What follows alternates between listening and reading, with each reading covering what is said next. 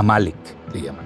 Hay que acabar con ellos, totalmente. Y mejor si son bebés, porque esos bebés van a ser terroristas. Entonces están salvando a la humanidad de los terroristas del futuro. Fascinante. En cada ser humano que todavía le queda algo de humanidad, hay un Gazatí. Ellos esperaban un éxito, con lo cual han quedado en evidencia. Y ahora nos habían dicho que ellos habían sufrido bajas importantes y ahora ya empiezan a aparecer listas donde también murieron generales y personal de los servicios de inteligencia. Mossad. Israelíes, correcto. Buscaban la balcanización incluso de Irán. Acabado Irán, sigue Pakistán. La geoeconomía del mundo se fue a Asia. Totalmente. Y la geopolítica de Asia se está yendo a Occidente. Los misiles hipersónicos están decidiendo. Están transformando todo. No puede pararlo nadie. No hay sistema defensivo contra un misil hipersónico. Con garantía. Y hoy las tres grandes potencias en misiles hipersónicos del mundo son Rusia, China e Irán. ¿Usted cree que Israel va a parar aquí o ahora mismo ya le están llegando los refuerzos para la segunda oleada de ataques contra Irán?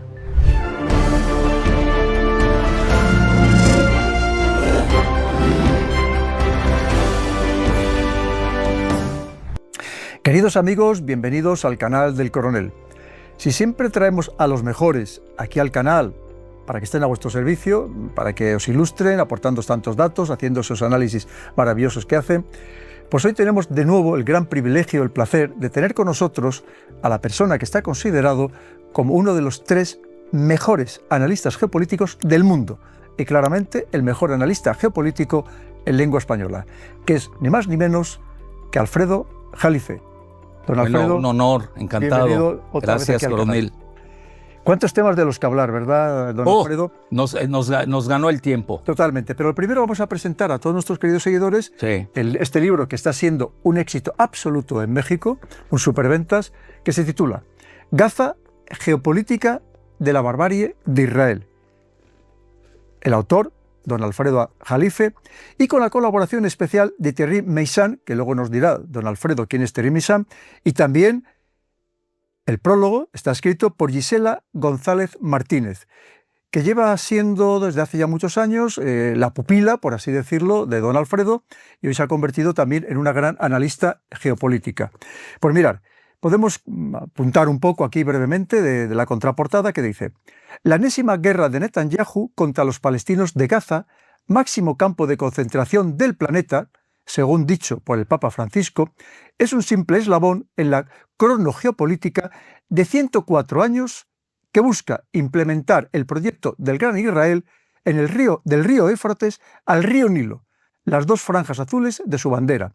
Desde la declaración del canciller británico Lord Arthur Balfour en 1917, su creación en 1948 con la bendición de los banqueros Rothschild y hoy con su irredentismo consolidado militarmente con más de 300 bombas nucleares clandestinas. Es mucho más largo la contraportada, pero qué mejor que el maestro para contarnos qué está pasando en Gaza. Bueno, lo que pasa es de que ya pasaron muchos años, pero hoy la geopolítica ha cambiado sustancialmente.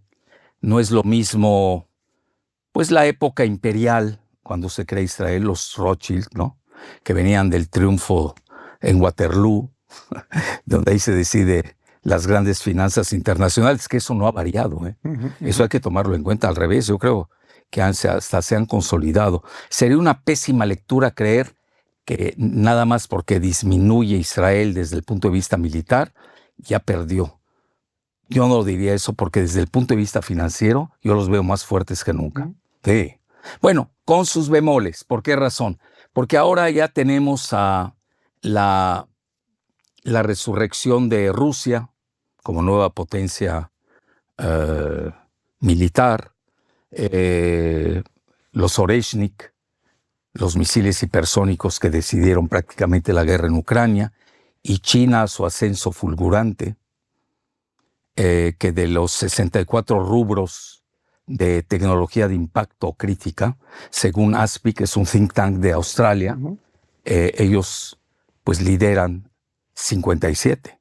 Es decir, voy a usar términos bíblicos. El futuro está escrito en el muro, por donde va. El problema de China, quizá, porque no lo sabemos, es de que, y no estoy incitando a que lo hagan, no conocemos todavía sus alcances militares. De Estados Unidos ya los vimos. Yo creo que Estados Unidos ya llegó a su máximo, como diría Peter, ¿no? El principio de Peter, máximo nivel de ineficiencia. De incompetencia. Incompetencia. Y ya, pues ya no, pierden en Afganistán, ¿no? Para decir algo, perdieron en Irak. Lo que pasa es que también ahí hay que tener otra lectura más financiera. Sí, pierden relativamente, pero el complejo militar e industrial es el que gana. Subiendo en bolsa como la espuma. Exacto. Entonces hay que tener mucho cuidado con eso. Hoy Rusia tiene los Oreshnik. Vamos a ver qué trae China. Parece ser que ya está en computación cuántica. Ya están rebasando Estados Unidos. Entonces alguien preguntaría, bueno, ¿y en qué es fuerte Estados Unidos? Yo diría que tiene 3 fortalezas. Y conste que las voy variando conforme pues uno se vaya enterando. Porque hoy, ¿qué está pasando en el Medio Oriente? ¿Qué pasa? Hoy vivimos en la guerra de Israel y Estados Unidos contra Irán, la primera guerra global de la desinformación. Correcto. Engaños, mentiras, repleto de mendacidades, a lo que más da. Entonces, bueno, Estados Unidos, ¿qué tendría, a mi juicio? Porque además uno va aprendiendo, ¿no? Los que somos analistas, pues, ¿qué datos tenemos? Pues vamos viendo, tenemos el método dialéctico, ¿no? Lo operamos, da buenos resultados, pero hay datos muy finos que solamente lo conocen los que manejan este planeta, ¿no? Que a mi juicio es tripolar, ¿eh? Sigue siendo de Estados Unidos, Rusia y China. Entonces, ¿Estados Unidos qué tiene? El dólar, que ya empieza su caída. Ya vimos que se desplomó 10% en 6 meses, que es una bestialidad. Tiene la propaganda, controla todos los medios de Occidente. Bueno, gracias al lobby israelí, y ahí está el libro famoso de Mearsheimer, el lobby israelí, ¿no? Cómo controlan al Congreso estadounidense, pero eso va a la baja, también hay que tener, porque ya hoy, por lo menos la mitad de los estadounidenses sí les afectó el problema de Gaza. Gaza sí. Podrán desaparecer los gazatíes, lo digo lastimosamente, pero en cada ser humano que todavía le queda algo de humanidad, hay un gazatí resucitado. Eso es muy importante tenerlo. Y estamos viendo manifestaciones en Berlín, en Irlanda, en Francia, en España, no se diga, que ahí España se ha, a mi juicio, es mi muy humilde opinión, se ha manifestado excelsamente. No me quiero meter a la política interna, pero en la política exterior, sobre todo en el problema de Gaza, ha sido excelso. Se ha manifestado en contra de un genocidio. Cosa que, por ejemplo, lo digo con dolor, México, que además yo lancé el término de humanismo mexicano, yo lancé el término, y me lo copiaron, no se ha manifestado en relación a Gaza. Bueno, por lo menos estoy a favor de Israel, ¿no? No importa. Hoy tenemos una gobernante israelí, bueno, estoy a favor de Israel, está bien, ya se sabe, ¿no? Pero no puede ser que guarde silencio cómplice. Y sí, ahí sí yo critico al partido del poder Morena en México, porque yo fui cofundador de Morena. Entonces, eso duele, ¿no? Entonces, bueno, porque no, lo último que podemos perder es el humanismo. Como decía el gran filósofo fenicio Terencio, nada de lo que es humano me es ajeno. Si nosotros perdemos eso, pues seremos un clon, un robot, y ya, se acabó. Bueno, eso sí, yo creo que ahí queda la impronta del siglo XXI. Quienes se manifestaron a favor o en contra. Porque hoy decir que uno está en contra del genocidio en Gaza, en algunos países ya vale casi la pena de muerte. Uh-huh. Se dice fácil, ¿no? Bueno, entonces ahí tenemos uno, la desdolarización, tenemos la otra, la propaganda, que es masiva, pero ya empiezan a perder la batalla porque ya, primero que nada, la opinión pública ya no les cree. Uh-huh. Ya es ganancia. Entonces ahora han surgido dentro de los otros 2 poderes de Rusia, pues ahí tienen a Russia Today, a Sputnik, a TASS, etcétera, y son fuertes que los tienen que prohibir en Europa. Así es de fácil, ¿no? Pues, yo me acuerdo, pues yo viví en Francia, ¿no? Yo era volteriano, ¿no? Había la libertad de expresión, el debate de las ideas, de las ideas nace la luz, pues yo veo todo lo contrario hoy en día. Entonces, ese sería el segundo punto. Y el tercero, que eso se lo acabo de leer a Trump, porque hay que también leer lo que uno quiera decir, tu parte o tu contraparte, ¿no? Trump dice que sí tiene los mejores submarinos nucleares, es decir, que lanzan bombas nucleares del mundo, lo cual es cierto, pero ya están siendo alcanzados por Rusia y China, porque usted lo sabe mejor que nadie, coronel. Hoy la triada nuclear se basa en los silos, los ICBM, los misiles intercontinentales, donde ahí Rusia no tiene competencia. Y luego se basan también en la cuestión de los aviones. Los aviones, que ahí, pues ahí se van, porque el Sukhoi es, claro, que compite con cualquier... Tupolev. Con Tupolev. Toda la gama de Tupolev, como los 160. Consiguen con los F-35, con los Stealth, etc. No, digo, que son los que tienen capacidad nuclear, por ejemplo, como el Tupolev 160. Entonces ahí sí parece que Rusia lleva relativamente la delantera, y ya los chinos los alcanzaron con el JC-10, que ya lo vimos en las escaramuzas de India y Pakistán. De sexta generación, que ahora Donald Trump es cuando ha ordenado o ha encargado a Boeing que le prepare el F-47, su primer avión de sexta generación, cuando ya China tiene 2. Ojalá que funcionen mejor que sus aviones que conocemos. Sí, bueno, que algunos que están dando demasiado fallo. Digo, desgraciadamente. Bueno, el complejo militar industrial de Estados Unidos va viento en popa, hay que reconocerlo. Está claro. Ha ganado lo que quiere, Raytheon, claro. Lockheed todo lo que ha gastado a Israel hay que reponerlo. Exacto. Entonces ahí tenemos, sería la triada, ¿no? Perdón, don Alfredo, y no solamente eso, lo que nos quieren hacer gastar en Europa, insensatez total 5%, es para comprar precisamente armamento a Estados Unidos. Sí, más que para defender a Europa, es para comprar el armamento estadounidense. Bueno, y no van a acabar al rato comprándole a los chinos y a los rusos, ¿no? Que son capaces hoy con este pragmatismo, ¿no? Del que se maneja. Bueno, yo así veo el mundo. Tiene una dinámica muy peligrosa, porque ya cuando tenemos que los tres competidores compiten demasiado estrechamente, hay que tener mucho cuidado. Entonces, hoy incluso yo manejo el término de superfuegos. Usted lo sabe, cuando hay dos fuegos distantes y se van acercando uno del otro, crean un superfuego. Y hoy tenemos ya varias guerras. Tenemos Ucrania, que ya está prácticamente decidida. Parece que hay un trueque. No lo sé, pero... Eso se está hablando en los últimos días. Huele, ¿no? Huele. Se hablan demasiado Putin y Trump, ¿no? Se echan piropos, el otro lo regaña. Bueno, son juegos de la cúpula. Eso es. Y además los piropos que le echó Putin a Trump son ditirámbicos, donde dice que es un hombre valiente, bueno, todo, etc. Porque sabe que ese es el egotismo del presidente de Estados Unidos. Entonces ahí tenemos esa batalla, la de Israel y Estados Unidos al final, que se suma, porque ya estaba siendo vapuleada Israel, contra Irán, y es otro superfuego, pero vemos que hay cosas en común entre Zelensky y Netanyahu. Por ejemplo, los mismos operativos de drones internos, con gente, con los truckers que ahí los tenían adentro, espionaje interno, todo eso es casi similar.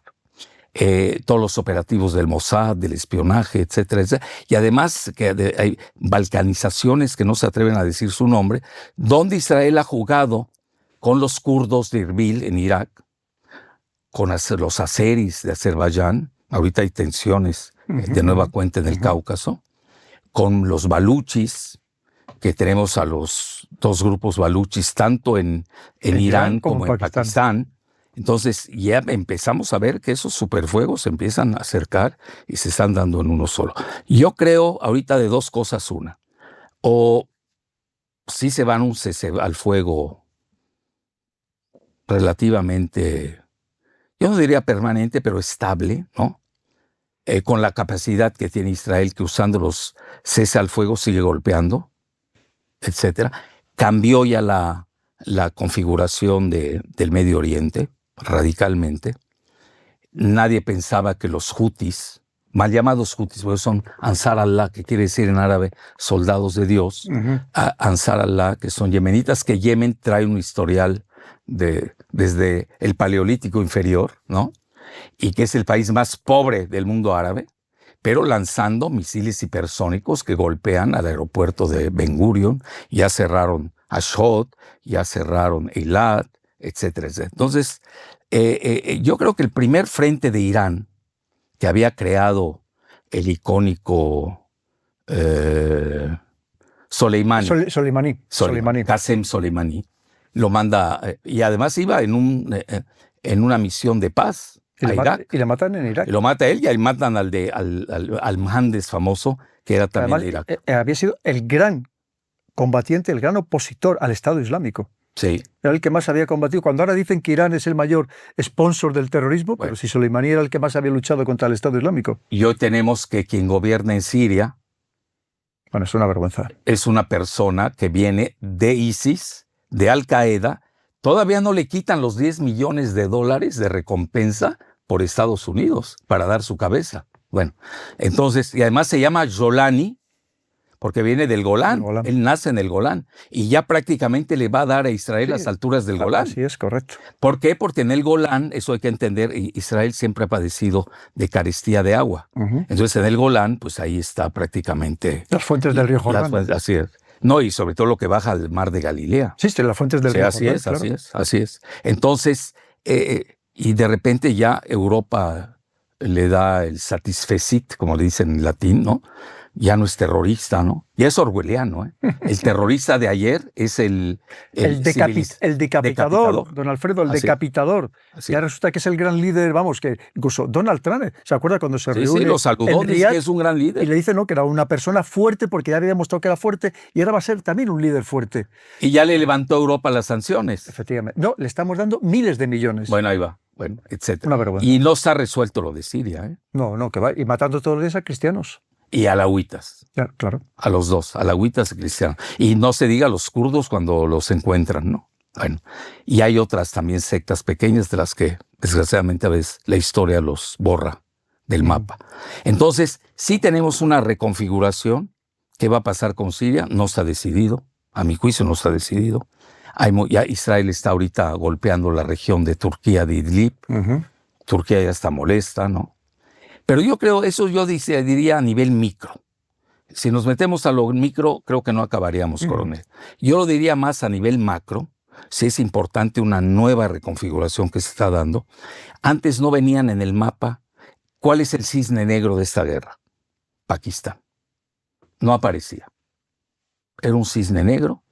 Cuando dice Pakistán, cuando Israel es vapuleada con los misiles hipersónicos, mientras Irán es golpeada adentro con los drones del Mossad, de todos esos grupos que hablamos, baluchis, kurdos. Y sunís, que hay dentro también de Irán. Sunís también en Kazajstán. Bueno, pero ahorita ya se aliaron al régimen, porque ahorita hay, curiosamente, el esquema británico de balcanización entre suníes y chiitas se resquebrajó.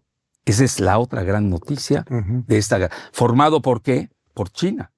Cuando China alienta el acercamiento entre Arabia Saudita, que es el bastión de los sunitas por sus centros religiosos, con Irán, que es el único país árabe, digo persa, no es árabe, pero con mayoría chiita.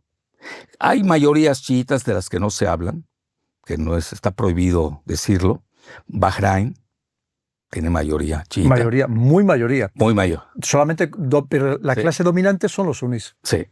Y Líbano, que hace 100 años que no hacen estadísticas, entonces, que además a nadie le conviene moverlo, ¿no? Mover la estadística de Líbano, por razones obvias. Le entiendan a nuestros queridos seguidores, porque el poder se reparte precisamente por grupos étnicos religiosos, y entonces como no quieren mover nada, no hay censos. Exacto. Entonces, sí, pero ya la realidad es que sí los chiitas han proliferado en Líbano, ¿no?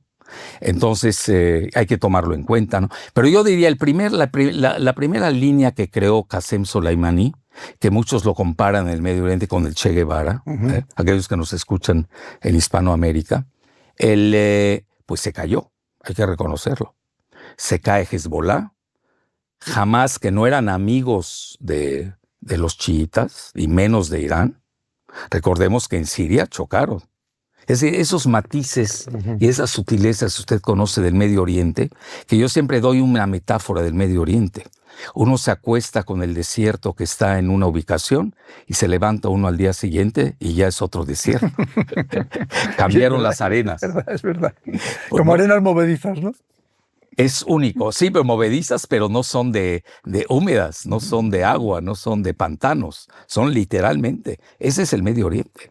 Entonces ahí vemos una serie de configuración. La gente se da cuenta, se posiciona, ve cuáles son las grandes jugadas, entienden que los BRICS van viento en popa.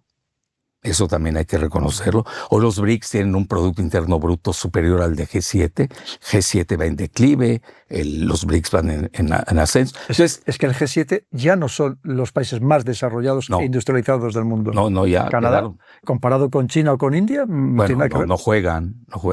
Entonces, y además con una deuda tremenda. Cuando uno ve, por ejemplo, los datos de Rusia, es uno de los países que menos deuda tiene en el mundo. Bueno, ¿qué va a pasar con ese país que cuando empieza a pedir créditos? Va a explotar aquello, ¿no? Bueno, yo, por ejemplo, acabo de ir a una conferencia en Moscú. Ya hacía 10 años que no iba. Moscú, bueno, es la capital más grande, metrópoli más grande ya de Europa.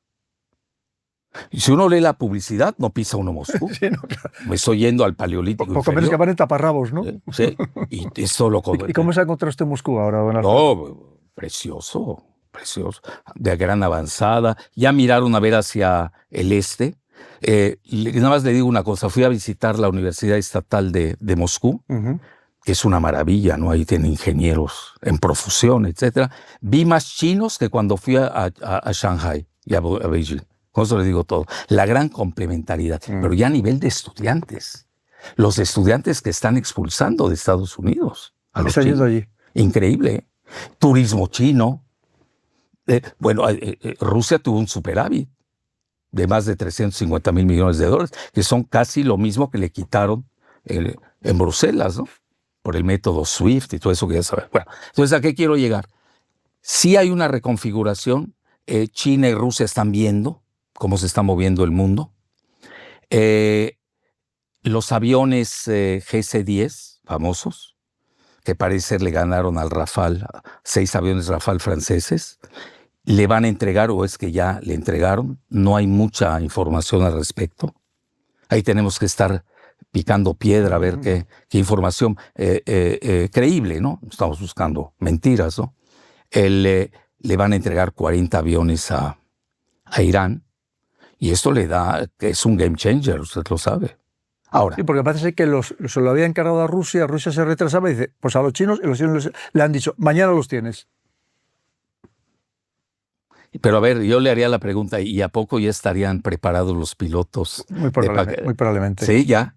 Como están ¿Ya entrenados? Que China incluso sí que le ha apoyado a Irán en esta mini guerra. Sotoboche. Por ejemplo, con todo el sistema de satélites Beidou, que ahora mismo es el más avanzado del planeta. Sí.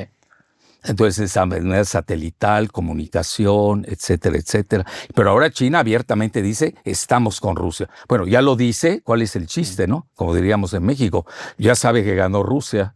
Las últimas declaraciones, si me permite, don Alfredo, de esta misma mañana, ha dicho, es que no podemos permitir que Rusia pierda en Ucrania, porque si pierde en Ucrania, iría a Estados Unidos directamente contra nosotros. Y tenemos que tener ese parapeto de Rusia. Bueno, y tiene el de Irán. Porque si pierden Irán, se les va todo la encrucijada con Rusia y con la ruta de la seda. Que además acaban de crear un ferrocarril. Directamente desde China hasta Irán. Hasta Irán. Se dice fácil, ¿no? Lo acababan de inaugurar 2 o 3 días antes de empezar la guerra. Bueno, entonces ahí tenemos, sí se está moviendo el planeta, ¿no? Mucho. A nivel Centroasia, toda esa región, se nota, el petróleo regresa viento en popa. Los iraníes saben que tienen una bomba nuclear que no es nuclear, que se llama el petróleo. Y el gas, que acaban de descubrir un yacimiento gigantesco de gas. Y luego, pero más que nada por si cierran el estrecho de Hormuz. Cierran el estrecho de Hormuz. Obviamente a Estados Unidos no importa tanto petróleo esa región, pero sí afecta a los mercados. Claro. Y ahí le pegan a todo el sistema financiero del que no queremos ver, porque se maneja gran parte, hay una burbuja de los derivados financieros. Estamos hablando de 2,000 billones de dólares. Madre mía. Ahí eso, que nadie sabe de ello, como es contabilidad invisible, entonces menos se va a saber. Entonces, esa parte financiera no se está viendo. Y yo creo que hay que conectar, a mi juicio, las guerras que está librando Occidente, entre comillas Occidente, se debe a la quiebra del sistema financiero, de su sistema financiero. Claro. Y lo estamos viendo en Estados Unidos, ¿no? La deuda que tiene sobre el PIB, Trump visitó el Golfo Pérsico, ya le quiere cambiar el Golfo Pérsico a Golfo Arábigo. Sí. Igual el Golfo de México ya lo quiere cambiar al nombre de Golfo de Estados Unidos. Lo que pasa, hay que ver más allá de los nombres. ¿Cuál es el mensaje? Es el petróleo. Trump es eminentemente un ser petrolero. Quien no quiera ver esa parte, yo creo que sí se pierde la gran jugada del siglo XXI. Uno de los motivos parece de enfrentamiento con Elon Musk es por el coche eléctrico, ¿no? Así es. Ahí está una de... Entonces, y yo me iría a un escrito que acabo de descubrir. Bueno, es una entrevista que hace Netanyahu hace 14 años. Y está en la página del gobierno israelí. Se lo hace una entrevistadora a modo, obviamente, ¿no? Que se llama Dana Weissman. Ahí lo puede uno googlear y ahí viene. Y abiertamente, hace 14 años, ojo, es decir, no estamos jugando. Entonces le pregunta, una pregunta muy hecha para él, para que se luciera. Recordemos que Netanyahu lleva 30 años en el poder, de los cuales realmente está en el poder 20. De los 30, dice que Irán tiene la bomba nuclear que no posee. Desde el año 96, la primera vez que dice que Irán estaba a punto de tener la arma nuclear. Pero eso lo dice cada segundo y no la tiene. Bueno, y a ver, y ahí viene la cuestión, la postura de la Agencia Internacional de Energía Atómica con el argentino Rafael Grossi, que los iraníes lo acusan de ser un espía del Mossad. Que así fue, porque ya sabían dónde vivían los científicos iraníes, se mueren con sus familias, los aniquilan, etc. Y Rusia se ha ido a la yugular de Rafael Grossi, ¿eh? Eso me ha llamado mucho la atención. Quizás no la apoyó como se esperaban de entrar a la guerra, porque también a veces la gente se olvida que hay 2 millones de rusos en Israel. En Tel Aviv, yo he estado en Israel, con mi pasaporte mexicano, obviamente. Se habla ruso en la calle, etcétera, etcétera. Entonces, y eso Putin es una gente muy plural, tiene que mantener la cuestión islámica, tiene el 20% de población islámica en Rusia, quiere hacer de Rusia un país plural, porque uno de los talones de Aquiles de Rusia es su cuestión demográfica. No está creciendo, necesita... Pierde, de hecho, población. Sí. Ese es el problema. Llevaba ya años perdiendo población. Sí, así es. Pero además, con un territorio de 18 millones de kilómetros cuadrados. Eso como se suple, ¿no? Yo ya mandé la idea, pero no me hacen caso, coronel. Que lleve latinos, que lleve mexicanos. Con las rusas, imagínense cómo nos llevaríamos. De maravilla. Pero aquí en el libro que ha escrito don Alfredo, habla de este Gran Israel. Para que lo entiendan todos nuestros queridos seguidores, ¿qué es ese concepto de Gran Israel? ¿Qué abarcaría territorialmente? Y si esto se iba gestando hace mucho tiempo, incluso podríamos considerar que lo que sucedió el 7 de octubre está relacionado con ese Gran Israel. Sí, todas las guerras. Ellos hablan de 7 guerras, ¿no? Últimamente. Que curiosamente todos son árabes, la mayoría. Y la única que no es árabe y es persa es Irán, ¿no? Es la única que les falta. Se comenta que hay 2 franjas, las franjas de Israel, que son las líneas azules, son el Nilo y el Éufrates. Entonces, eso es el país bíblico, que además es un gran mito, porque hay un historiador que se llama Shlomo Sand, S-H, Shlomo Sand, es el mejor historiador de Israel, tiene un libro que se llama El mito de la tierra de Israel. Ese nunca existió. ¿Por qué? Porque Abraham, dicho respetuosamente, pues era un migrante, venía de Ur, ni siquiera había nacido en Israel, ¿no? Entonces uno no se puede basar en mitologías muy respetables, ¿no? Para conquistar al planeta, ¿no? Entonces de ahí se basan en el Gran Israel, ¿no? Pero ahí viene el otro lío. El otro lío es, hay que definir qué es judío en el siglo XXI. Y ahí nos metemos en líos. Además hay una serie de sinónimos tremendos. Está el hebreo, el israelita, el judío, el sefardita, que esos son semitas. Y los ashkenazis, que no son semitas. Hoy el 90% de los israelíes son ashkenazis. Hoy los sefarditas y los que estuvieron aquí en España, migraron a los Balcanes, a a Estambul, etcétera, los que les llaman Mizrahim, porque viene de la palabra Mizrahim, son los que se llamarían los judíos orientales, que sí son semitas. Como yo, por ejemplo, yo soy 4 veces semita, soy de origen cananeo, fenicio, libanés. Y de repente me sale un házaro, ahorita explico qué es házaro, que no es judío de raza, es de origen turco-mongol, que emigran de Centro Asia, van alrededor del Mar Negro, y en el siglo IX se convierten al judaísmo, a la religión, pero no son semitas, son turco-mongoles. Y no lo estoy diciendo yo, lo dice Shlomo Zahn, y se llama el mito del pueblo judío. Y esas personas son las que le llaman a usted antisemita, ¿no? Así, imagínate, un házaro viene y me dice que eres antisemita. No, pero eso es lo de menos. Hoy en Estados Unidos se está usando esa terminología hollywoodense que no tiene nada de científica para correr y quitarles las visas o quitarle la nacionalidad a los estadounidenses. Bueno, hoy nos gobierna la anticiencia. ¿Qué hacemos? Entonces, a lo que quiero llegar con el asunto de los... son los que gobiernan hoy Israel. Eso hay que por ejemplo, le digo, el nombre Netanyahu. Netanyahu no se llama así. Él es de la familia Mileikovsky, que fue el segundo de a bordo de Jabotinsky, que hace el sionismo revisionista. Uh-huh. Sí, porque tenemos Theodor Herzl, que lanza la idea del sionismo, que hoy muchos hasta ponen la foto de Jolani, el sirio, son idénticos en cara. Usted ve la barba, la cara, el perfil, y dice, bueno, son gemelos, simbióticos. Bueno, eso es para decir, para tener algo de broma, ¿no? Pero en realidad sí, ahí salen las fotos, dice, pues son hermanos, ¿no? Vaya uno a saber de dónde viene este famoso Jolani, decapitador por antonomasia, viene de Al-Qaeda y viene del ISIS.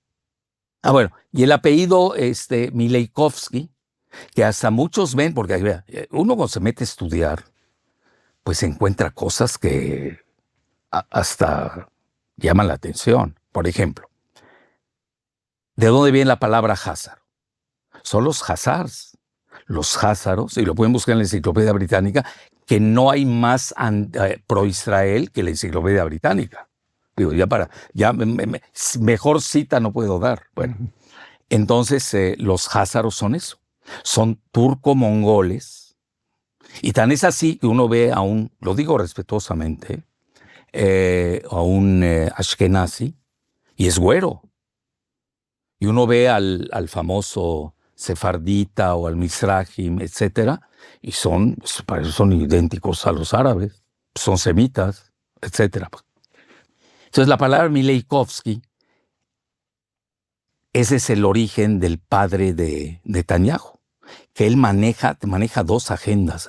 ¿Cuáles son esas 2 agendas? Bueno, la primera es, él resulta que sí es talmúdico escatológico, de ahí su gran alianza con los grupos que le llaman los celotes, con Z, celotes. Es que hay que conocer bien esas cosas, son términos, son los radicales, son los que están en Masada, el famoso, que resisten a las huestes romanas, ¿no? Para no rendirse. Y la otra es el revisionismo sionista, que es más fuerte todavía que el de Herzl. Y ahí la maneja con su padre y con Jabotinsky. Pero ahí viene también de dónde viene la cuestión talmúdica, porque tanto Ariel Sharon, yo tengo bien estudiado eso, Ariel Sharon van y visitan a este famoso rabino del grupo Chabad Lubavitch. Chabad Lubavitch, que tiene unos escándalos en Nueva York de aquellos, que es de origen ruso, por cierto, que está en Nueva York, y van y le llaman el Rebbe, como el gran rabino, está casi santificado, y hay grabaciones, hay videos, no crean que es algo original mío. Yo lo único que hago es, tengo la secuencia, ¿no? Ariel Sharon, nada menos, 1982, todo lo que pasó, Sabri Shatila, Netanyahu, que no creo que necesite presentación, ¿no? Ya tiene la carta de genocidio, y ahí viene, Zelensky es házaro. De todos los que estoy hablando son házaros. ¿Sí? Esa teoría de házaro Es muy peculiar mía. Esa sería una originalidad de mis investigaciones. Incluso el mar Caspio se llamaba el mar de Jazaria. Es decir, es una población que reconocerlo, sí dominó, pero hoy veo que dominan de más. Entonces, ¿no cree que, porque hay quien cree que eso del 7 de octubre está relacionado al final para conseguir lo que ahora se está consiguiendo de...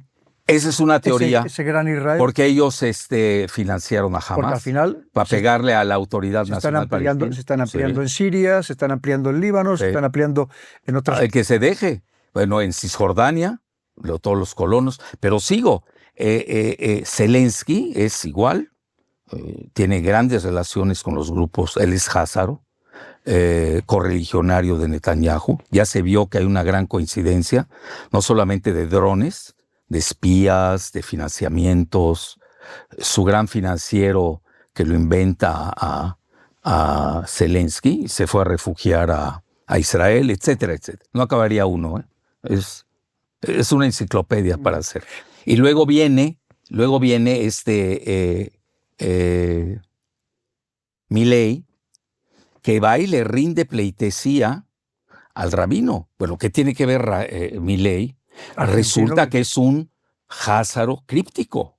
Milei es házaro críptico. A ver, ¿por qué va a Nueva York y su primer acto de gobierno fue visitar la tumba de este rabino, que es importante? Conste que yo no estoy diciendo injurias ni nada. Yo estoy hablando de hechos puntuales.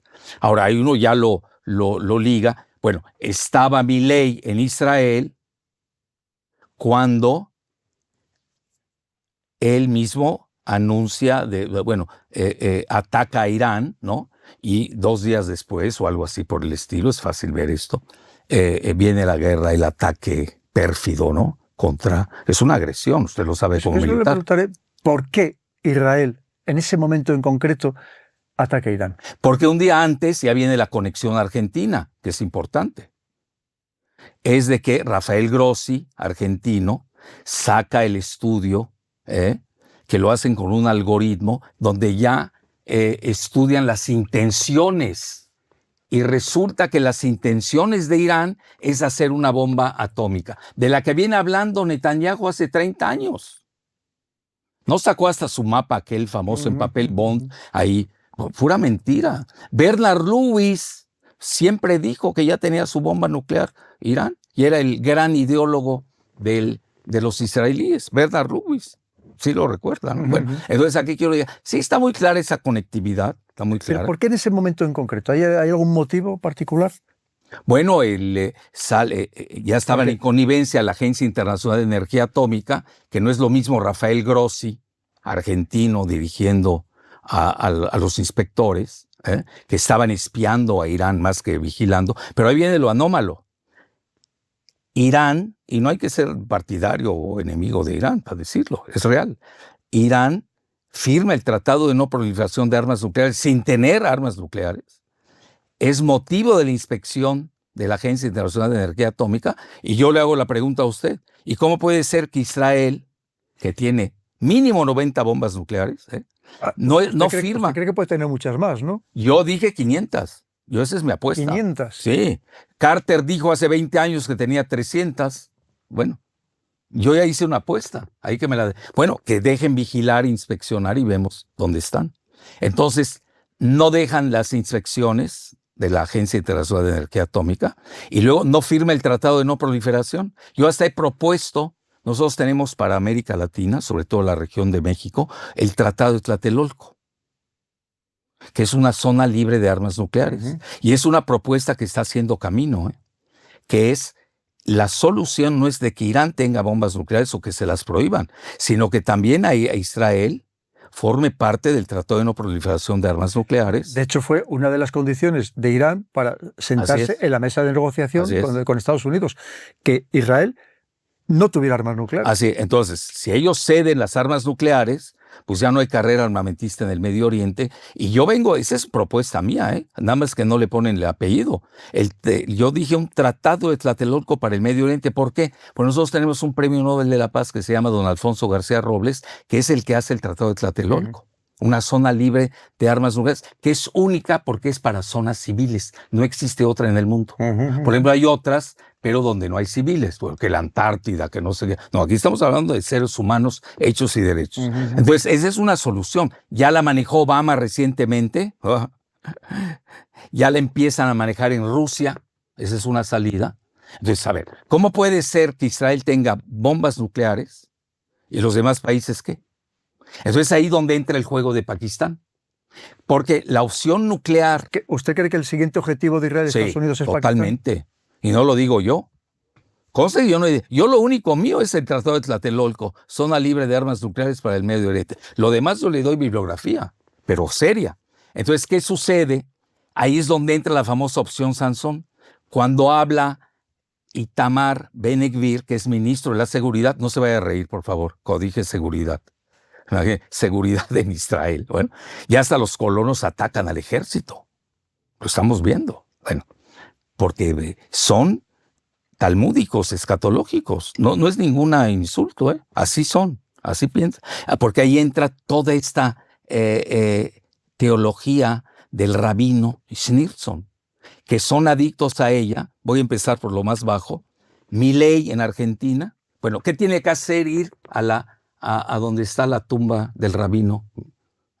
Schneerson se llama. Schneerson. Pueden buscar. S-C-H-N-W-R Son, Z-O-N, Schneerson, de origen ruso. Le llaman el Rabé.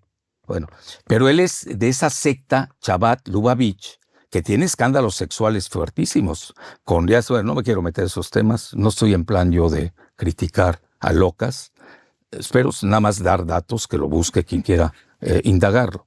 Entonces ahí viene lo interesante y luego viene Ariel Sharon, todo lo que significa. Viene Zelensky, y viene Netanyahu. Esa es la agenda realmente de ellos. Y luego, obviamente, ahí entra el famoso Gran Israel.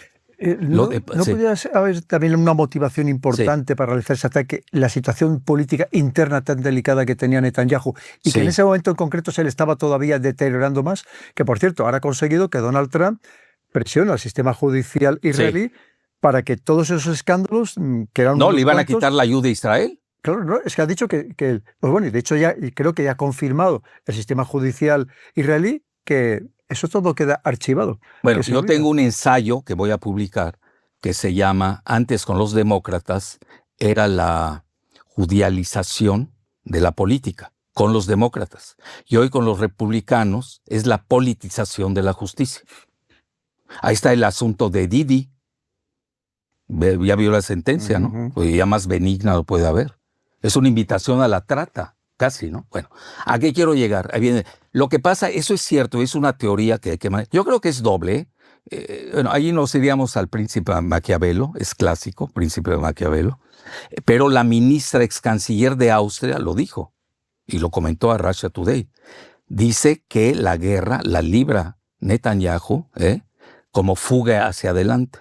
Y a mí me entrevista a Russia Today y dije lo mismo. Tuve 2 millones de vistas esa tarde, cuando se da el ataque eran tarde-noche con nosotros en México. Es decir, ¿qué significa eso? Que sí, también hay parte. No, pero el proyecto viene de atrás. Es decir, a Irán la quieren destruir desde hace 30 años. Lo que pasa es de que se le da el momento idóneo a Netanyahu. Claro. Y obviamente tiene una gran alianza con Trump, que eso la gente no lo sigue porque no se dedica a ello. Los que somos investigadores, pues sí. Hay un gran choque de 2 bloques de los judíos y de los házaros, curiosamente, porque los dos son házaros. Tenemos a George Soros, que es globalista. Hubieron intentos de asesinato a Trump. Curiosamente se da en Pensilvania, donde gobierna un házaro llamado Shapiro, que incluso hizo entrenamiento en el ejército de Israel. Gobernador de Pensilvania, si no estamos jugando. Y ahí es donde le disparan a vea mi lapsus, iba a decir Netanyahu, a Trump, bueno. Y eso hay que tomarlo en cuenta. Mientras que Netanyahu sí es su aliado. Y si uno ve, por ejemplo, los memes y cosas que maneja el hijo de Trump, por ahí manda muchos mensajes, del hijo de Netanyahu, ahí manda muchos mensajes, ¿no? Que dice que fue una tragedia lo que pasó, que todos sufrieron la tragedia en Israel. nada más los israelíes. Dice, por ejemplo, mi hijo tuvo que cancelar su boda este fin de semana. Digo, maravilloso, ¿no? Como dice en inglés, delusional, totalmente alucinando. El poder enloquece, poder absoluto enloquece todavía más. Entonces, en resumen, la opción Sansón es cuando Israel juzga que para persistir, lo que ellos llaman amenaza existencial, ahí tienen un buen léxico para ello, hay que reconocerlo. Pues optarían por lanzar la bomba Sansón. Es un libro de Seymour Hersh. Uh-huh. Es más, ahí me ha comentado algún gran analista internacional que Estados Unidos interviene en ese momento en concreto, atacando Irán, por cierto, sin autorización del Congreso y sin resolución de Naciones Unidas, porque dice que tiene información de que Israel estaba dispuesto a utilizar el arma nuclear contra Irán. Es probable. Y ya ve, ahí se da un juego, un teatro kabuki, eso lo maneja Scott Ritter, ¿no? Uh-huh. Estados Unidos hace que bombardea, que no consiguió nada. Bueno, por eso yo le hablo, es la primera guerra global de la desinformación, total, repleta de engaños y mentiras. Hasta hoy, realmente, no sabemos qué pasó. Pero yo sí le digo algo. En Irán festejaron en la calle el cese al fuego. Yo en Israel no vi que alguien saliera a festejar. Es decir, no fueron tan cínicos, hay que reconocerlo. Bueno, y Trump lo festejó como si fuera su gran triunfo. Y ahí viene la parte interesante, el cisne negro. Porque sí, cuando lanza esa idea, y sobre todo sumando lo que usted comenta, que estaban dispuestos a lanzar la bomba nuclear, que eso ya lo habían dicho incluso contra los palestinos en Gaza. Yo tengo el libro, ahí viene, tengo infinitos datos, como ellos mismos comentan, y hay que lanzar, que acabar con estos de un bombazo. Le llaman ellos hay un término fuerte, no lo quiero decir ahora, de desprecio para acabar con los enemigos. Amalek le llaman. Hay que acabar con ellos, totalmente. Y mejor si son bebés, porque esos bebés van a ser terroristas. Entonces están salvando a la humanidad de los terroristas del futuro. Fascinante, ¿no? Bueno, entonces, en resumen, cuando sí empiezan a usar la opción Sansón, porque están perdiendo, los misiles hipersónicos causaron estragos. Y eso que no usaron los mejores. Lanzaron avisos, por ejemplo, le pegan a la base aérea, que es famosa porque ahí están los F-35 Israel, de Nevatim, que está a 20 kilómetros de Dimona, donde tiene Israel la mayoría de sus bombas atómicas. Que eso lo sacó Van Uno. Yo es un tema que conozco desde 1980. Es decir, no entro un minuto para las 12, ni soy influencer, ni nada. Son estudios ya llevo 50 años en este tema. Bueno, entonces, ¿qué sucede? Ahí es ahí donde entra Pakistán, que contrarresta la opción Sansón. Entonces dice Pakistán, sunita, si atacan a Irán, yo entro.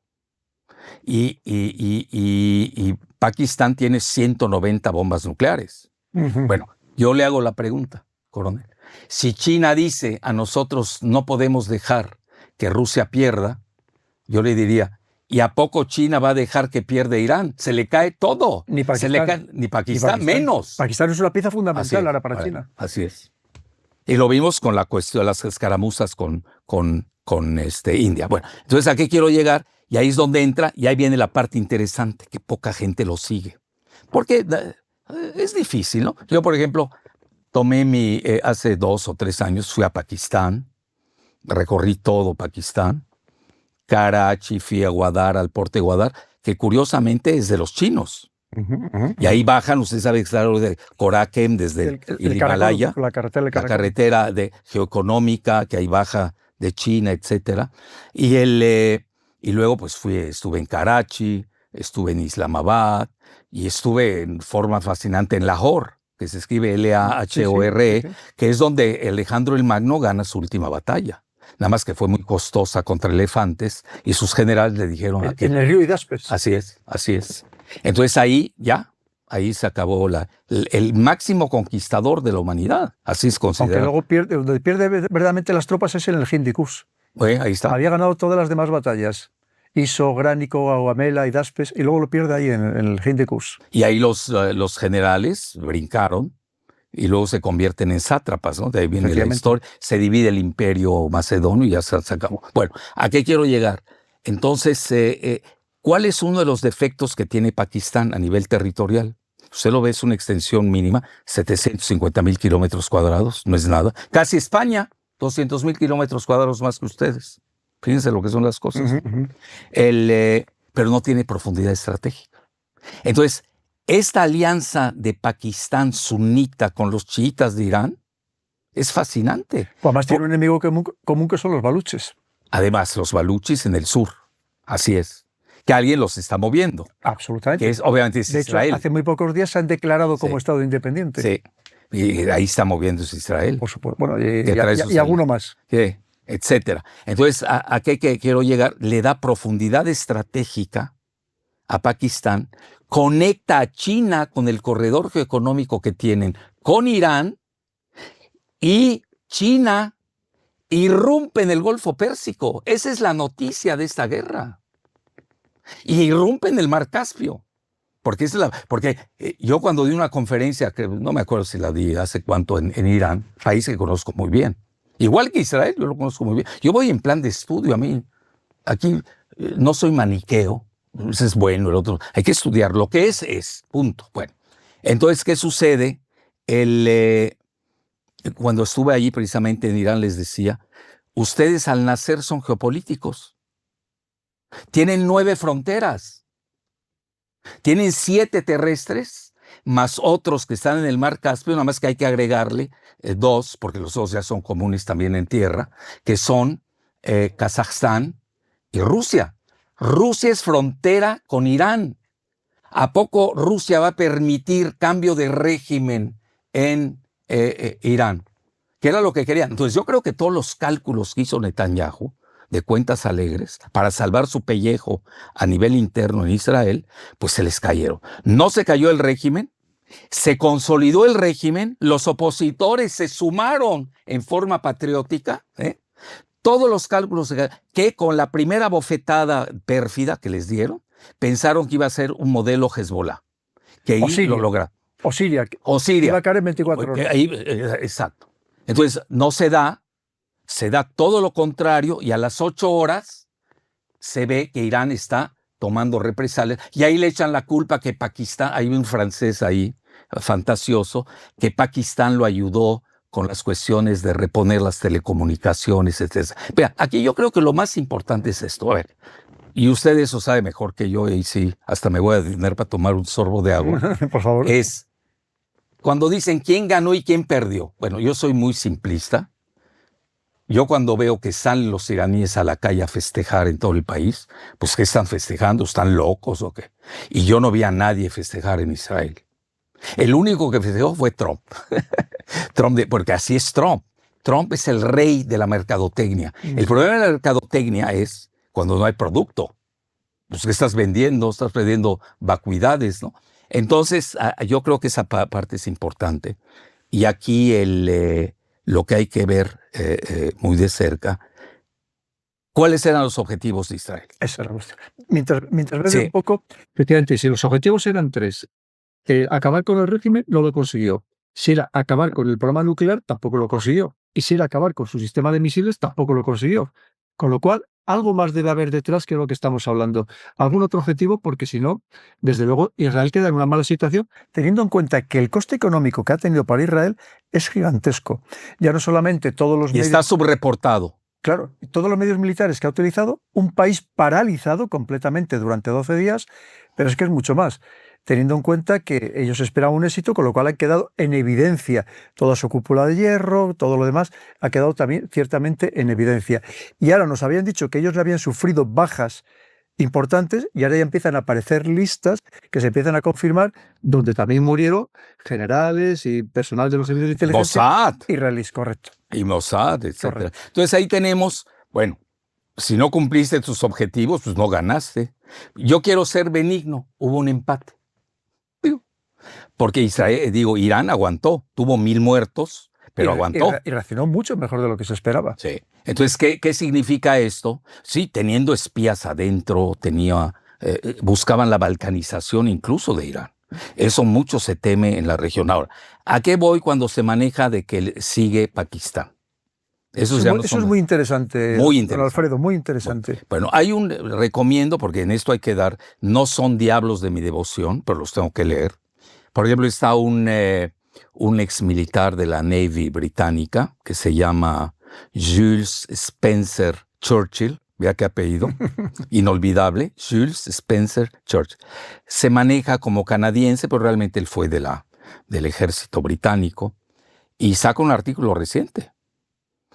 Acabado Irán. Le hago un pequeño inciso. No sé si usted sabe que es que los militares británicos pueden pasarse al ejército canadiense. Sí, lo sé. Lo sabía. Sí, porque es... Eso es conocido. A mí la primera vez me llamó mucho la atención. No, porque es el Commonwealth, pero además Canadá forma parte del reino británico. Que se puede pasar de un ejército al otro. Sí. Entonces lo disfrazan de académico. Entonces ahí está en una universidad que se llama Concordia, pero saca un artículo que hay que leer. Yo lo publico el domingo en México. Así que le estoy trayendo una nota. Una primicia. No, más que nada de investigación. Yo aquí voy a la investigación, ¿no? Que es lo que nos interesa, ¿no? Usted me pregunta qué quiere. Yo quiero la paz en el Medio Oriente, zona libre de armas nucleares, vamos a convivir. Bueno, pues es distópico todo eso, ¿no? Entonces, él comenta, acabado Irán, sigue Pakistán. Y ya lo empiezan a manejar en el Medio Oriente de nueva cuenta, porque están conscientes de ello. Acaba de publicar un periódico turco, que ya hay que leer todos los periódicos de la región, nada más que el problema es que también tienen oposición y leales, ¿no? Pues hay que leer a los dos, ni modo. Por eso ya nos ganó el tiempo. Esa es la realidad. Porque va a un ritmo vertiginoso todo el Medio Oriente. Pero ya se juntaron. El subcontinente indio se juntó al Medio Oriente. Eso es lo más interesante. Es decir, ya el Medio Oriente no es Medio Oriente. Ya hoy estamos viendo que está el problema de Azerbaiyán, está caliente. Con Rusia. Con Rusia, no es poca cosa. No. Donde de ahí vienen los drones, muchos drones en contra de Irán, vienen de Azerbaiyán. Es decir, ahorita yo creo que Azerbaiyán que facilitó el espacio aéreo a Israel precisamente para actuar contra Irán. Entonces ahora es lo que llaman los franceses le repos du guerrier, ¿no? Ahorita están descansando, pero esto no ha acabado. No. Eso también le iba a preguntar. ¿Usted cree que Israel va a parar aquí o ahora mismo ya le están llegando los refuerzos para la segunda oleada de ataques contra Irán? Bueno, yo creo que aquí viene la parte, eso usted lo sabe también mejor que nadie. Eso es lo malo cuando lo entrevista a un coronel. No. Yo quiero que un civil me entreviste. Bueno, ya aprendo de usted. Bueno, entonces, ¿qué sucede? Usted lo sabe. Los juegos estratégicos siempre han sido, si hay una gran ofensiva, pues la defensa trata de mejorar para contrarrestar la ofensiva, ¿no? Y si hay una gran defensiva, la ofensiva trata de alcanzar la defensiva. Es desde Caín y Abel. Sí o sí. Así es. Bueno, entonces, ¿qué estamos viendo ahora? La opción Sansón de Israel fue contrarrestada por la irrupción de Pakistán, a tal grado que en Irán festejan a los pakistaníes de haberlos ayudado. Ya viene lo interesante. Yo creo que todo lo que pasó no lo sabemos, coronel. Porque le voy a dar un dato que poco ha salido en la prensa de Estados Unidos. Bueno, ya en la prensa mexicana, ya. Y de Latinoamérica. Somos copiones de todo lo que dice Occidente, no tenemos originalidad. Entonces, ¿yo qué hice? Me puse a buscar la prensa hindú o la India. Fíjese, mi lapsus, hindú, porque Hindustan es Narendra Modi, es el portavoz directo de Narendra Modi, del primer ministro. Y brincan con la visita del jefe de Estado Mayor, cuyo apellido es Munir, que es inolvidable porque hay hasta futbolistas en España que se apellidan Munir. Yo sigo mucho la Liga Española, por eso lo sé. Munir es un nombre muy, muy islámico, ¿no? Él es jefe de Estado Mayor y ya es mariscal de campo. Es el hombre más fuerte de Pakistán. Y se reúne con Trump. Y lo invita a comer. En 5 días estuvo ahí. ¿De qué hablaron? Y sale Munir y dice, Trump se merece el Premio Nobel de la Paz. Correcto. ¿Y por qué lo dice? Y brincan los hindús, los indios, quiero decir, es la mayoría hindú por eso. Los indios, toda la prensa, eso yo la leo bien, porque es obligado leer a la India. No está hablando cualquiera. Y hay muy buenos analistas geopolíticos. Muy buenos. Muy buenos. Primera. Bueno, Badra Kumar, que es mi amigo. Y además hay algunos muy objetivos, por ejemplo, cuando hablan de China, no la desprecian, sino que son muy conscientes de lo que significa. Sí, así es. Entonces, ¿qué sucede? Ahí veo lo de la visita y me di cuenta. Veo que usted tiene información privilegiada. No. Y yo tengo que leer a la India para enterarme. Bueno, entonces, ¿qué sucede? Se reúne con Trump, lo invitan a comer. A Milei no lo invitaron, lo corrió de la Casa Blanca a Trump. Y el otro sale y le dice, en mera guerra entre Irán y Israel. Pero ahí lo más interesante es que 2 días después es Estados Unidos quien bombardea, ¿no? Con este teatro kabuki del que se habla, ¿no? Al menos Wall Street Journal, yo se lo digo con humildad y rigor, yo lo manejé desde el inicio. Todo se me hizo teatral. El B-2 con sus bombas triple B, ¿cómo se llama? La GBU. Sí, GBU, exacto. Sí, pero le tiene otro nombre, la madre de todas las bombas. Sí, Trump le llama eso, la madre, efectivamente, la madre de todas las bombas. De todas las bombas. Y luego tiene otra que le llaman... Que, por cierto, ya la había tirado la primera vez en Afganistán. En su primer mandato en Afganistán. En Afganistán, sí. Bueno, esas bombas las lanza, pero no tuvieron la profundidad necesaria, ni siquiera en Natanz, porque Natanz está todavía más profundo que Fordo. Y la otra pues, es superficial, la de... Los Tomahawk, lanzadores de submarinos. Sí, no, pero me refiero a la otra. Ah, sí. La otra, la de... ¿Cómo se llama la otra? No, Arak, ¿no? ¿Es Arak? Creo que sí. Creo que sí. Bueno, una de las... habían 3 que bombardear. Una fue superficial, era muy... No, Isfahán. Eso, efectivamente. Isfahán. Natanz era más fácil, y Isfahán es más profunda. Y viene el Rafael Grossi, fíjense, el argentino, de nueva cuenta, para destruir esta joya arquitectónica de la humanidad que es Isfahán, que yo conozco muy bien, que ahí estaban ya entre los sitios para destruirlos, ¿no? Los sitios arqueológicos maravillosos. Vea a qué grado de malignidad ha llegado la Agencia Internacional de Energía Atómica. Entonces, esa es la primera situación que se da, cómo se contrarresta, y luego falla eso hay que reconocerlo, y luego viene la represalia de Irán, que se parece mucho cuando le pasó con el Qasem Soleimani, el icónico Qasem Soleimani, y estaba muy armada la represalia, porque los iraníes juegan al ajedrez, ellos inventan el ajedrez, saben muy bien. Muy bien. Son muy astutos. Saben manejar muy bien eso. Y bombardean a Qatar, a la base militar, pero ya le habían avisado a Estados Unidos que iba a venir el bombardeo. Pues no. A ver, ¿cómo puede ser? 1, no hay heridos. 2, en los bombardeos de las plantas nucleares no hay radiación. Bueno, elemental, si uno bombardea una planta nuclear. Bueno, Fukushima, que fue un accidente, y sigue la radiación hasta la fecha, en Japón. Bueno, entonces, ¿a qué quiero? Bueno, ahí me dejo, porque si no me voy a extender. Y ahí viene la parte esa, que viene la réplica.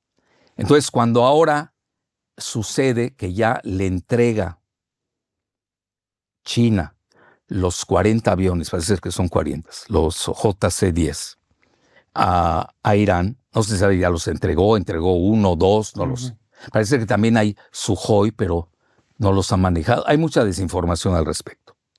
Ahí viene la réplica de la otra parte. ¿Cuál es? Que Estados Unidos va a entregar las bombas, la madre de todas las bombas. ¿Cómo le llama usted? GBU. La GBU. Las GBU. Y además les va a dar hasta las B2, que es el stealth, el furtivo. Ya vimos, para disque rebalancear, ¿no? Y de paso, el objetivo que ha conseguido Netanyahu es que la persecución judicial que tenía, parece ser que era totalmente justificada, pues que quede en agua de borrajas, que haya desaparecido. No, eso es un gran éxito. Sí, y luego el lunes, estamos hablando en pocos días, lo recibe el presidente Trump en la Casa Blanca como héroe. Y le echa unas porras a Israel. Es que es lo que ha dicho Donald Trump, que es que le considera un héroe, le considera una persona que lo ha hecho tan bien, una persona tan buen amigo de Estados Unidos, que por eso urgía al sistema judicial israelí que abandonara completamente la persecución jurídica contra Netanyahu. Bueno, ya tienen problemas internos porque, a ver, ¿qué sigue de Israel? Es decir, si Si Estados Unidos detiene, como ahorita lo está haciendo en Ucrania, que prácticamente ya le entregó, ya no va a dar municiones, etcétera, etcétera, una caída de Israel en el Medio Oriente, pues acabó Estados Unidos. Va a tener un efecto dominó, porque ya lo estamos viendo, hoy estaba viendo yo el Financial Times, las 8 columnas, y se quejan amargamente de que Arabia Saudita se aferra a Irán. ¿Por qué razón? Porque Arabia Saudita conoce la correlación de fuerzas en la región, aunque le entregaron los famosos sistemas de defensa THAAD, ¿no? THAAD. Bueno, y aquí podemos decir, puede uno empezar a sacar conclusiones perentorias, a reserva de que sepamos qué pasó. Fuera de las manifestaciones, ¿no? Etcétera, de la desinformación, ¿no? En Israel hay censura, no está apareciendo nada, prohíben sacar fotos. Desde el principio, censura informativa total. Entonces, hoy que estamos viendo de que saca esto el Financial Times, de que se aferra a Arabia Saudita, que viene el acuerdo que fomenta China entre Arabia Saudita e Irán. Bueno, ¿por qué razón? Porque China es el mayor importador de gas y de petróleo, tanto de Irán como de Arabia Saudita. Es decir, para ellos es seguridad nacional. Entonces yo creo que esta parte sí hay que tomarla en cuenta. Otra que yo diría que es importante es de que hay un barómetro que no falló en la guerra, y yo lo seguí, es el petróleo. Es decir, curiosamente, en lugar de subir, bajó. Bueno, ahí le está diciendo, acá hay un arreglo. Está más armado y además alguien ganó en la bolsa de valores con esa información, porque la borregada, entre ellos, bueno, yo no apuesto mucho a la bolsa, pero ni al Bitcoin menos, pero la borregada se fue en el mercado y subiendo y aquí bajó. Entonces esto habla de que hubo algo, hay pitazos, como le llamamos, ¿no? Alguien se enteró de algo. Y la otra, yo creo que también hay que agregarla, fallaron lamentablemente los sistemas de defensa de Estados Unidos. Es decir, lo que es el Arrow 1, el Arrow 2, el domo de el hierro. Arrow 3. El domo de hierro, que resultó domo de papel. No pudieron hacer nada con los misiles hipersónicos. Y eso que los 2 últimos días de la batalla de los 12, Irán lanza el Fatah 1, que no pudieron detenerlo, que causó estragos. No lo estoy diciendo por placer, estamos hablando de datos. Bueno, igual, hoy sacan que Israel lanzó ciegamente, como lo hace en Gaza, le pega a Irán, no en un sistema militar, directamente a golpear en el centro de Teherán a edificios civiles. Es decir, siempre en las guerras suceden atrocidades. Sí, la propaganda que hubo mucha decía, no, nosotros solamente atacamos objetivos militares, a mí me atacan en el ciudades. Pero hoy salió esa y ya está el video, que es terrible. Y ahí voy a la otra, y eso que el último día lanzan el Hiber, que ese es multivariable, de multiojivas. Ahí los mareó, ni vieron por dónde pasó. Entonces, sí, todavía Irán tiene más sistemas. Y probablemente, como usted decía al principio, se haya quedado con lo mejor pensando que, oye, a lo mejor mañana tiene que enfrentarse con Estados Unidos. Sí, porque hoy ya la batalla ya entró Estados Unidos. Ese es lo peligroso. Y lo peligroso es de que ahorita mucho critican a Rusia. Yo creo que a mi juicio no razonablemente, porque Putin sabe cómo está el planeta. Es que a lo mejor también podría haber sido una trampa precisamente a Rusia para que se hubiera involucrado en la guerra. Dijo, mira, ahora mismo tal y como está la situación, que es verdad que aprovechó para intensificar los ataques dentro de Ucrania, pero no le interesaba meterse de pleno en una nueva guerra, en un nuevo frente que además le coge muy distante, ¿no? No, pero además es una guerra híbrida, tiene muchas facetas. Sí, por ejemplo, Rusia atacó a Israel ferozmente en el Consejo de Seguridad de la ONU. Fue muy dura la retórica. Otra apoyó a Irán verbalmente, uno puede decir. Pues no sabemos a nivel comunicaciones qué sucedió para interferir con el Starlink de Elon Musk. Hay cosas que, por eso yo digo, hay una gran... Nos queda muchísimo por saber. Esa es la realidad. Hablando del tema de Ucrania, ¿cómo ve usted ahora mismo la situación? Porque se habla eso de que Trump le está prácticamente entregando Ucrania a Putin. Bueno, yo creo que ya era un cadáver zombie Zelensky, ¿no? Desde hace mucho. Desde el Oreshnik. Fíjese, los misiles hipersónicos están decidiendo. Están transformando todo. Todo. Es que ahora mismo no hay manera, no hay ningún sistema. No puede pararlo nadie. No hay sistema defensivo contra un misil hipersónico. Y hoy las tres grandes potencias en misiles hipersónicos del mundo son Rusia, China e Irán. Efectivamente, porque no es Estados Unidos. No, Estados Unidos ha fallado. Ahora, por todo lo que sabemos, todo le ha fallado. Por la información. Israel no los tiene. Entonces ahí hay un nuevo deterrence, un nuevo disuador, que en contra de las bombas nucleares de Israel, que sí pueden golpear a Irán, sin duda alguna, pero ahí entraríamos un juego macabro de cifras. Bueno, Israel tiene 7 millones de habitantes israelíes, sin contar los pobres palestinos, que son otros 7, que también les tocaría, ¿no? En un país de 20.000 kilómetros cuadrados, frente a un Irán que mide 1.5 millones de kilómetros cuadrados y 90 millones de habitantes. Es decir, al final, algún sobreviviente va a haber en Irán. ¿Por qué razón? Porque Irán sí tiene pues, la capacidad de golpear Dimona, y no hablemos de esa radiación.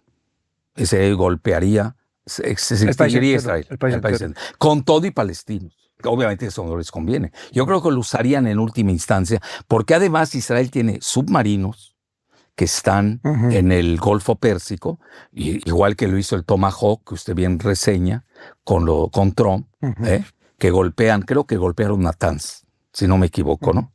Creo que fueron 20 o 40 Tomahawks. Lo alardea Trump. Bueno, sí. Es terrible. Yo creo que lo mejor es ya llegaron a lo que se llama un mutual deterrence, una mutua disuasión por el terror, porque la palabra deterrence viene de la palabra deterrere, que es disuadir por el terror, literal. Entonces yo creo que ahorita están en un empate. Estados Unidos interviene porque sí va a perder Israel. O quizás la hipótesis que usted maneja adecuadamente, a mí no me disgusta, ni me perturba, es de que a sabiendas que iban a lanzar la bomba nuclear, como ya lo quería Bene Gvir, el ministro de Seguridad, interviene Estados Unidos con este teatro kabuki. Usted que ha escrito este libro sobre Gaza y sabe muchísimo sobre el tema, ¿cómo ve usted el futuro de los gazatíes? Porque se ha hablado incluso de mandarles hasta lugares que no existen como Estado, como puede ser Somalilandia, ¿no? O Puntlandia, o incluso mandarles a Europa, porque Egipto parece ser que no les quiere acoger. Que por cierto voy a estar cerca de Somalilandia. Sí. Ahorita le comento mi viaje. Sí. ¿Cómo ve usted entonces a los gazatíes, su futuro? Pues son los pobres, ¿no? Es una desgracia que va a quedar impresa en la mente del colectivo mundial. Yo creo que ahí Israel pierde la opinión pública, toda la narrativa. Sus cómplices igual pierden esa narrativa. Hoy cada uno de nosotros lleva un gazatí en el alma. Esa es la realidad. Sí, pero todo eso es simbólico. Porque, ¿qué va a pasar con los gazatíes? Son los perdedores, los grandes perdedores. Incluso Hamas, ya murieron los dos hermanos Sinwar, ¿no? Hamas, parte de la negociación que se está haciendo con Qatar y Egipto es darle el gobierno a la Autoridad Nacional Qatar, Palestina. Que siempre ha apoyado mucho a Hamas. Que en Qatar, sí. Que Egipto no, porque son hermanos musulmanes. Los hermanos musulmanes. No, ahí hay sutilezas muy fuertes, ¿no? Turquía, que era pro Hamas, pues al final tiene sus problemas internos también Turquía, etcétera. Muy complejo, ¿no? Entonces, entraría, en el mejor de los casos, entraría la Autoridad Palestina y detener el genocidio. Vamos a ver el lunes qué sucede. Pero sí hoy, pues no hay manera de... A ver, ¿cómo lo salvamos? Ya. ¿Y a dónde van? Porque no les quiere acoger ni Jordania, ni Egipto. Y ya ve que deliberadamente los están matando. Aún los fondos de ayuda a favor de Gaza son sus peores enemigos. Entonces, yo creo que el siglo XXI va a ser el siglo de Gaza. Y no deja de sorprender que es cierto que la efectividad con la que trabaja el Mossad, lo hemos visto ahora mismo en el caso de Irán, lo hemos visto con el tema de los Busca, de los Viper contra Hezbollah, y a muchas personas les sigue llamando la atención que cómo es que no sabían que Hamás tenía tantos cientos de kilómetros de túneles. No, eso estuvo armado, ya se sabe. El mismo Netanyahu se enteró 8 horas después. No, eso está armadísimo. Porque Netanyahu buscaba una coartada precisamente para su proyecto del Gran Israel. Y lo tenía cuando estaba el gobierno Biden. Eso es importante. Ahora ya no es el Biden no lo quería Netanyahu, porque es el grupo Soros. Mientras que Netanyahu es el grupo anti-Soros, de esos grupos házaros, que también están encontrados entre sí. Por ejemplo, yo le decía a Seymour Hersh, es un házaro, sí, pero es un házaro crítico. Jeffrey Sachs es házaro crítico. Bernie Sanders es házaro crítico. Es decir, yo no crea que critico a ciegas. Hay buenos y malos, como todo en la vida. Bueno, no sé también cómo define uno bien y mal, ¿no? Sí. Eso sería otro. Pues ya para ir terminando, don Alfredo, ahora usted va a viajar a otros escenarios también complicados, porque usted, fíjese, nos ha dicho que se ha recorrido India, que se ha recorrido Pakistán, que ha estado en tantos sitios, viendo sobre Centroasia, en Irán, estuve en Uzbekistán, en Israel, fíjese. Estuve en todo el sudeste asiático, lo conozco muy bien. Es como se conocen las cosas, ahí sobre el terreno, ¿no?